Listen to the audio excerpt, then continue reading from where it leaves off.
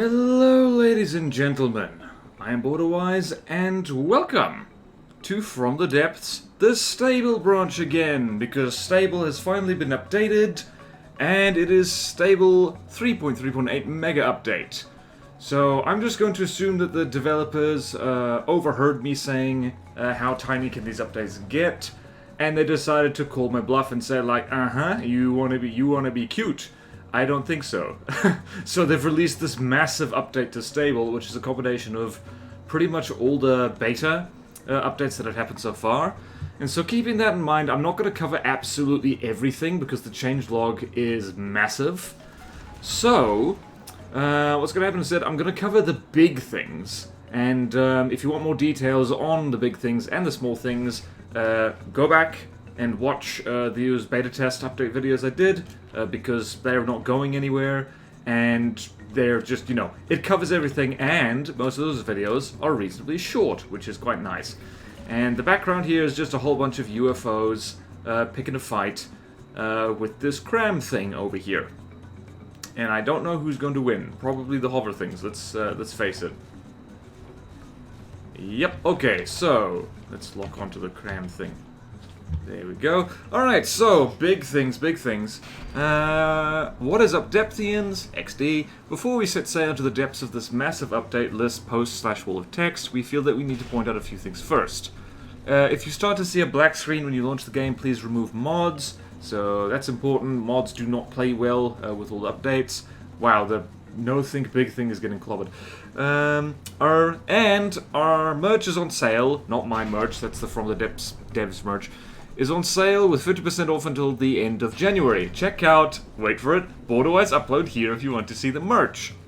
They shared me video on the Steam News Hub, which is the absolute tits, and thank you for sharing that. And yeah, if you haven't seen that video yet, go watch it, because I show off all the merch, and there's guaranteed to be at least one thing you really want. I think this thing's got its detection crippled. This fight wasn't as even as I thought it would be. Oh well.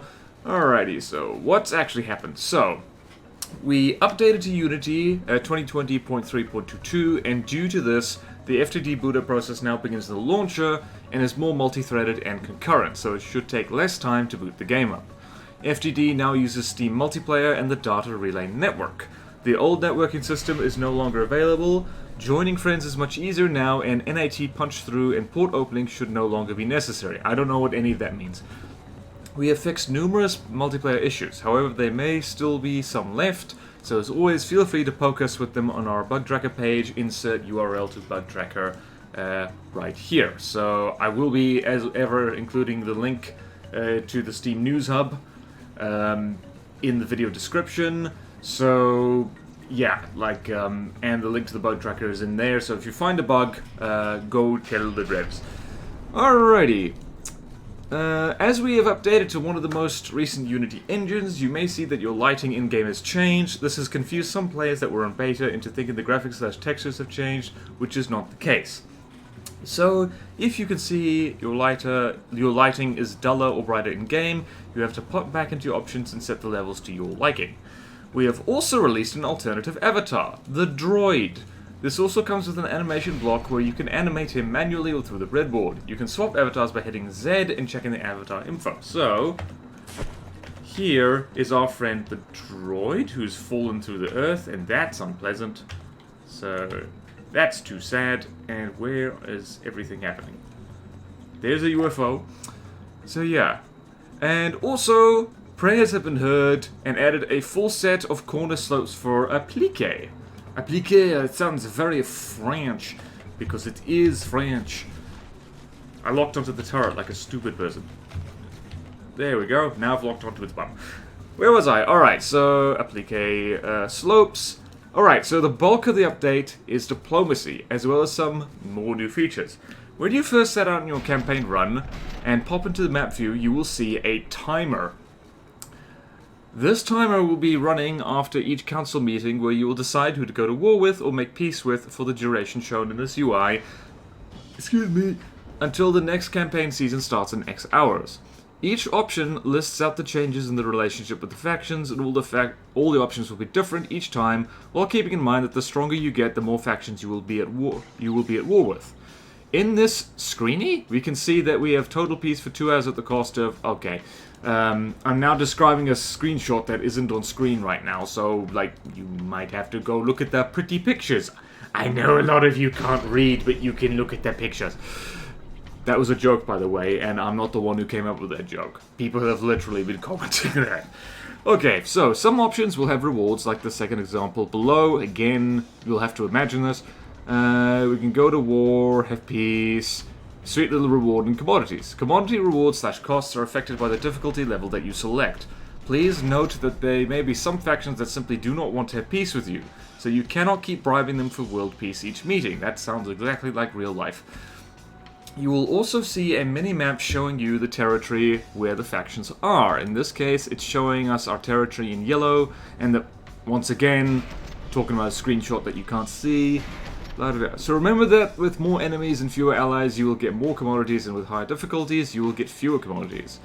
The AI has had another update too, such that allied factions will be working together in better grouping. You will also be able to have a secret meeting, as your fleets will trigger a secret emergency meeting when they stay near allied / neutral resource zones, or inside non-border tiles of neutral factions, for more than 120 seconds. In a secret emergency meeting, the offending nation and all their allies declare war against the player's faction. Oh dear. Another sweet addition to this update is the Clampy Feet, which will help us make mechs without the need for thrusters to assist. Again, I've made a video on how to get those clampy feet working with ACBs, even though breadboard is by far the best way to go. Hell, I've done a weird and wonderful on a thing that uses breadboard for that exact reason. Right. We have also added new features to decorations that allow you to hide the block that the tether is created on, which I absolutely love. Let's say you have a fancy pipe decoration and you also set its color within the decoration UI, which is also a new feature. However, it's being covered by the block that it is tethered to, as you can see in the screeny that you can't actually see. Simply click Hide Original Mesh, and poof, that nasty block that was covering your beautiful spam of decorations is now gone, but not really gone, as its collision mesh is still there and of course will take damage, die, and fall off. We can also turn off that noisy wireframe too, which is another sweet addition brought to you by our ever awesome Wang. But it's all my idea, I swear. This is either John or Sean talking, I don't remember which. We're on to you, John / Sean. We're on to both of you! The V-menu / construct information UI had a few tweaks, and as you can see, we can now swap block types, which is the best thing on this side of Christmas, especially seeing as I hate Christmas. Select which material you want to change from, e.g. alloys with a specific color or any color, which would select all alloyed blocks and change them all to metal if you wish. We have some new additions such as suspension spring mesh for our wheels, visual only, and before you roll off your seats with excitement, we also have anti-roll bars for our land constructs. This update's huge, ladies and gentlemen. Note that the center attachment point of the wheels is in line with the roll bar. If this has not gotten you all hot and steamy, I'm so hot and steamy, but that's because it's summer down here.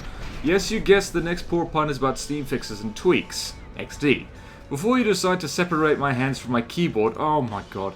We have separation blocks, 1x1, 3x3, and also a 1x1 docking station. I really need to play with the separator blocks, because I haven't played with them.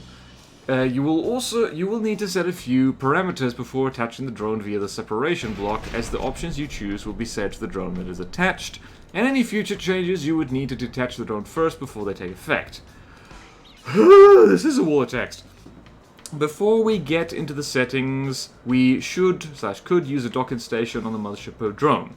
This will help us align the... Okay, this is very detailed. Help us... Okay, so it's basically just all talking about how to do the separation block stuff, which I'm not going to show you on screen right now because I'm super lazy. So that is basically... Deacon's hell. Yeah, I'm skipping over all this because this is new and weird. This deserves a video on its own, I think. It just separator block tutorials. I'm gonna have to learn it. Alright, so basically separator blocks involve a whole bunch of stuff. Alright, but some things to note. Attaching a drone to the mothership, be it fort or vehicle, the drone will inherit the paint job of the mothership.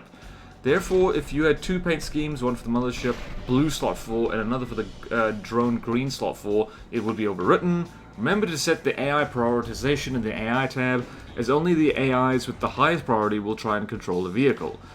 Oh, that's important. I'm glad I read that. We've also updated and basically redone the CIWS system again. That's actually absolutely beautiful. Also, this ship had CIWS on it, which didn't do them any good whatsoever, because there's just too many missiles. Also, like, I think the hover things keep colliding with each other, because this ship is definitely not hitting them at all.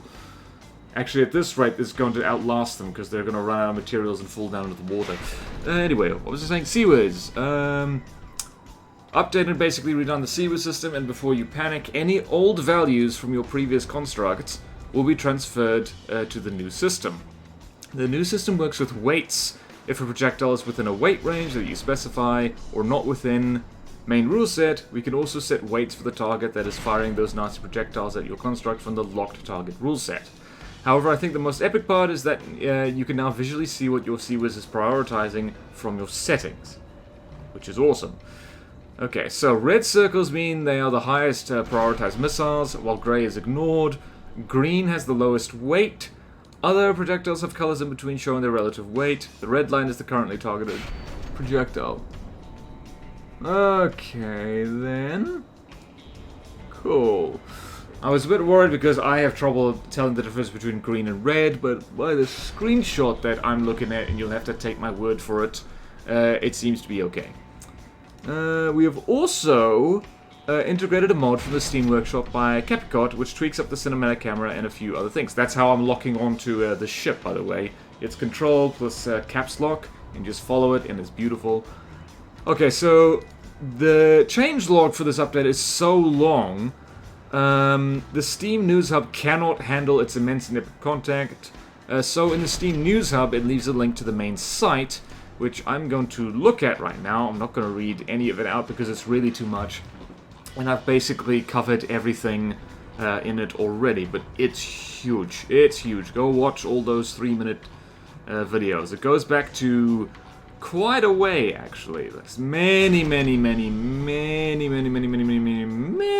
changes and fixes. So, damn, my ship is not doing well. I need better everything. Though it's... Oh dear. I should have armored me engines. That's not good. Missiles are strong. Anyway, so... that is it. The 3.3.8. And, yeah. Like I said multiple times for some reason, I've covered all the changes for this already in the previous beta test videos. They are short and tiny and fantastic. You have no excuse not to go watch them, so go do that. Also go buy merch, because it is extreme discount. And my From the Depths coffee mug is now one of my favorite mugs. So yeah, thank you devs for continuing to update this game. And jeez, you lot must have been so busy over the past few weeks, because these updates have been coming like bam, bam, bam, bam, and keeping me very busy as well. So thank you so much for keeping this wonderful game updated and keeping all of us Depthians happy. And thank you all so much for watching. Please like, comment, subscribe if you want to see more videos like this. Support me on Patreon or YouTube membership if you like. It really helps, and there's fun perks in it for you. Thank you to all my current supporters, and I will see you next time in From the Depths. Stable brunch, we can live there now. And my goodness, this video isn't actually an hour long. Farewell.